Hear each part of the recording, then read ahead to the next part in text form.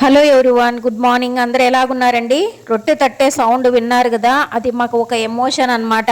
డబ్బా నిండా పిండి ఉందంటే ఇంక వేరే ఆలోచనే ఉండదు. కూరగాయలే ఉండాల్సిన అవసరం లేదనమాట. పెరట్లో ఏదైనా ఆకుకూర ఉంటే కూడా, మునగాకుంటే కూడా దాన్ని తాలింపు వేసేసుకుని రొట్టెతో తినేస్తామన్నమాట. ఎన్ని మనిషికి రెండు రొట్టెలు, 2.5 రొట్టెలు లెక్క పెట్టుకుని వండి పెట్టినా ఎక్కువైపోయినాయి. అన్నం అయితే ఎక్కువ వండేసినాము, పడేయల్లా, మెత్తగా అయిపోతాయి అంటే అన్నము చెడిపోతుంది కదా, ఇది నీళ్లు పట్టేసి.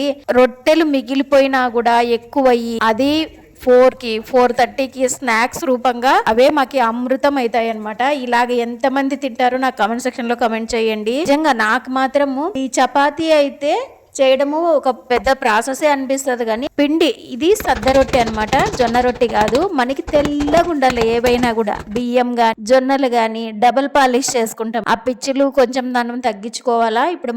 ఇప్పుడు చాలా మంది మారుతున్నారులేండి. సద్దుపిండి నేను వెళ్ళి ఎక్స్పీరియన్స్ చేసినాను అనమాట. మర పట్టించడానికి రాగులు వేసినారు అనుకోండి ముందు, తర్వాత జొన్నలు వేసేకపోతే నేను వేయించుకోను, తర్వాత మీరు వేయించుకోయిన తర్వాత నేను వేయించుకుంటాను అంటారు అమ్మలక్కలు. ఎందుకంటే రాగి పిండిలో ఎర్రగా వస్తుంది కదా అని అనేసి మాకు తెల్లగా ఉండాల రొట్టెలు అని అంటారు అనమాట. నిజంగా అండి, ఇట్లా ఇంత పిచ్చిలో ఉన్నారు. ఇట్లాంటి వాళ్ళని చూసినారా మీరు కూడా? నాకైతే ఎక్కడ పోతున్నారప్ప మీరు అనిపిస్తుంది.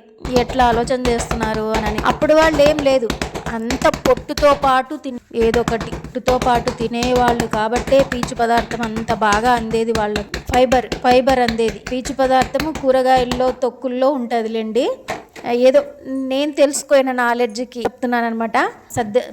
ఈరోజు టిఫిన్కి సద్ద రొట్టెలు, చిక్కుడుగాయ అనమాట.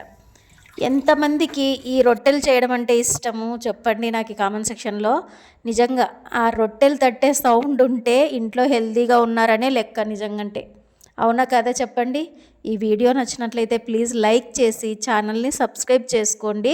కొత్త వాళ్ళు చూస్తుంటే, పాత వాళ్ళు అయినా కూడా చూస్తుంటే ఒక్క లైక్ చేయండి. మీ ఒక్క లైక్ వల్ల నేనేమి కోట్లు మిమ్మల్ని అడిగేది ఒక్క లైకే. దయచేసి ఒక్క లైక్ చేయండి చూసిన ప్రతి ఒక్కరు. ఓకేనా? థ్యాంక్ యూ ఫర్ వాచింగ్ అండి. అందరికీ నమస్తే. మీకు కూడా ఎంతమందికి పర్ఫెక్ట్గా రొట్టె చేయడం వచ్చో నాకు కామెంట్ సెక్షన్లో కామెంట్ చేయండి అబ్బా. చాలామంది ఇన్స్పైర్ అయ్యి, నా ఫ్రెండ్ అయితే నువ్వు రొట్టెలు అంత గబగబా చేస్తుంటే నేను కూడా ఇన్స్పైర్ అయ్యి చేసి పెట్టినానే అని నాకు ఫొటోస్ కూడా పెట్టేసింది తెలుసా.